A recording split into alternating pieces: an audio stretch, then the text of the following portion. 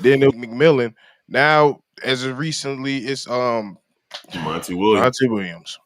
Hey, is NBA is NBA coaches starting to become scapegoats? We about to get into it. We got your boy Big Bro, but y'all already know. Y'all gotta hear the music first. Welcome to the number one place for your daily basketball news and analysis, NBA Central.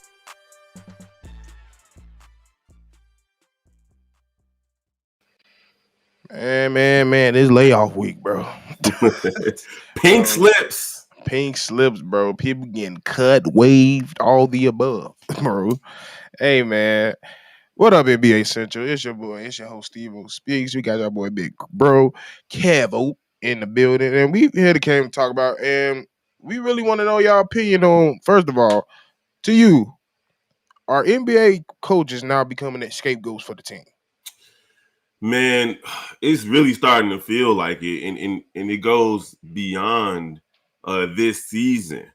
It seems Mm-hmm. like it's just a players' league now. And if you go all the way back to like a David Blatt, for example, who was just unceremoniously fired by the Cleveland Cavaliers in favor of LeBron bringing in Ty Lue to take them to the championship, and they had a winning record when they fired him mid-season.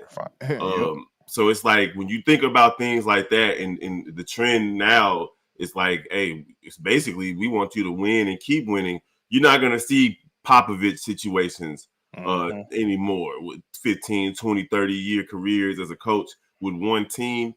Because if I just think ownerships changing, general managers changing, so on and so forth, it kind of dictates how these organizations are going to handle their coaches Thanks. in their front office. And unfortunately for Monty Williams, he's fallen victim to a new owner who don't care. It's more like, what have you done for me lately? But I feel like it's unfair to coaches because the players got to perform. We talked about this the other day. You know, obviously in game adjustments matter and so on and so forth. But the Phoenix Suns, they're what 2-3 years removed from a finals appearance. And Mm-hmm. then you also have, Chris Paul going down every season. You had a game 6 scenario where KD and Booker just didn't show up. And the first thing that was done after that was Monty Williams was fired, which I don't think was cool. And it looks like Doc Rivers might be on his way out, even though he's had a long tenure at Philly, at least 5 years there. So Yeah. Bro, I actually got like a list of the past like questionable fires I've seen in like the last few years. You got, like you said earlier, Ty Lue getting fired from Cleveland. You got that time when Dwayne Casey got fired. as the Twice. as the coach of the year, he was the Yeah, coach of the year, and they fired him. yeah. It's crazy. Like you said, David Black, and you also got you got you remember Avery Johnson got fired? Yep, you got He got fired. Yep. Kenny Atkinson as well, Kenny Steve Atkinson, Nash, Steve Nash, Scott Brooks, Fred Vogel, Frank Frank Vogel. Vogel. I mean, yeah. Even Mike Brown got fired at one point. Um, yeah, it's crazy. Now it's Nate McMillan. Now it's also Mike Budenholzer, and now it's Monty Williams. And now it look like it might be Rivers. So, bro, You know, I go just ahead. don't. I think it's an accountability thing. Obviously, when it comes to like success in sports or anything, it could go any direction, right? Anybody Yeah. can. You got so many different moving parts that blame can be passed around to different people. But rarely these days do you see players being held accountable or even taking accountability to themselves. Like last night, Joel Embiid, instead of taking accountability for not really playing well, he basically threw the entire team under the bus with the exception of James Harden. And that includes coaches. And even James Harden, when they asked him what his relationship was like with Doc Rivers, his answer was just basic, like, oh, our relationship is okay. And that was it. So it's like these players, not only are they coddled and spoiled, they're super duper paid, and they just Mhm. don't feel like not only do they not have to go out there and play every night, they also blame the coaches or the general managers for the team that's around them that they couldn't get it done. And I think that's unfair because Joel Embiid put up 15 points last night. He's the MVP of the league. Even if you lose Mhm. by 20, you better go out there and get 30 yourself. But instead, you pointing fingers and making it seem like you did everything you could. when honestly you didn't. Yeah. And that's really what it's been. And it's really going back to the changing of the guard where the players are getting so much power now. The players are depending on who get fired, who's the GM, who's the coach, all the above. Damn near to who the owner is. We literally seen. I mean, it was under real circumstances, but we seen the Clippers get a owner out of there as a team. So it's just crazy. Like they have a lot of power now. A lot of GMs are choosing the players way over the coach because they rather feed off their investment instead of listen to who got them to that point. So it's almost like it's just going down to like the decreasing of the vets. It's almost like they're so worried about the now and the younger players and everything is so easy replaceable to them. And it just is weird. Everybody want their own stamp. So a lot of owners are coming in like, yeah, if I didn't hire you, you're easy to replace. I can find somebody else to replace you, and it always used to be like that. If you was a good coach, it don't matter.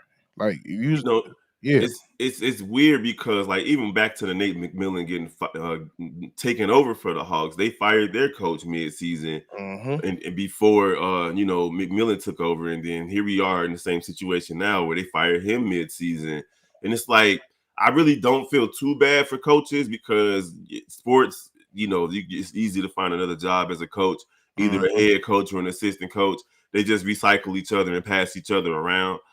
So I get it. It's a business, but at the same time, I feel like there needs to be a shift in thought process in terms of who we get rid of first, because these players they feel untouchable, right? So it's like if I'm Joel Embiid or if I'm Kevin Durant and I go out and I perform poorly, well, my job ain't in jeopardy. I'll be back next season.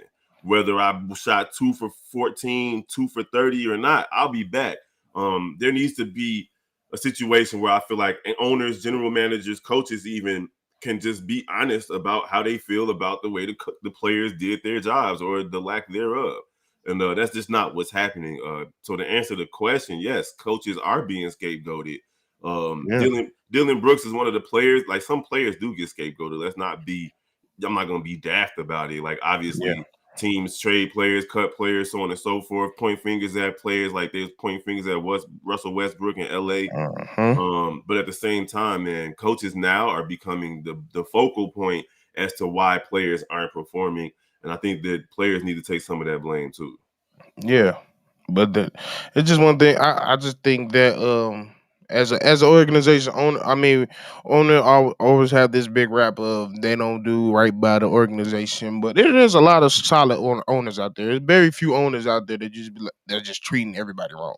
So I just feel like the owners need to take their balls back and stop letting these players dictate every single thing. That's the number one thing. You didn't put it in their mind that they can do whatever they want. To a degree, yes, you can do whatever you want, but I'm still the owner at the end of the day. I still make the final decision. But most coaches are making between 5 and 12 million, maybe. Whereas you got players like even bad players, Ben Simmons making $40 million.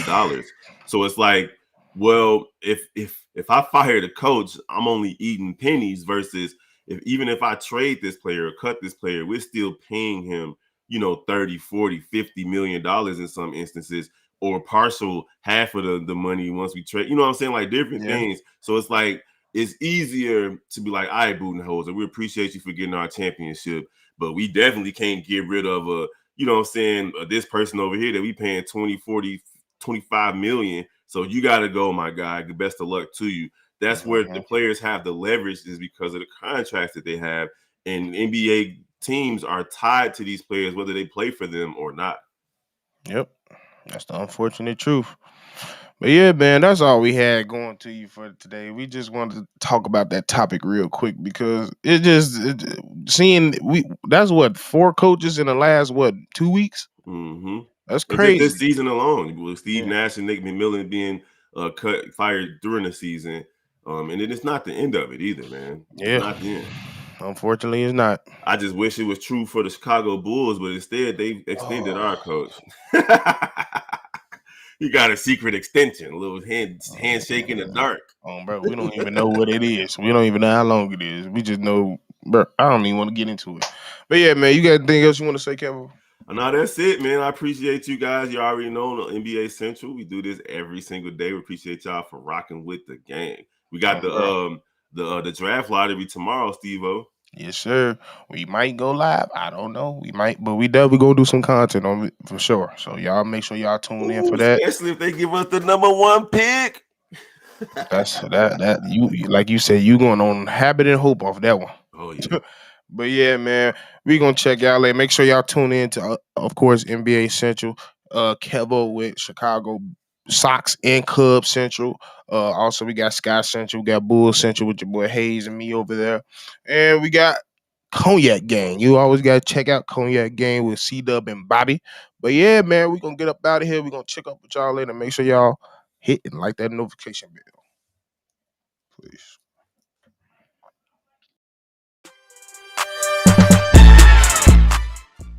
This has been a presentation of the Break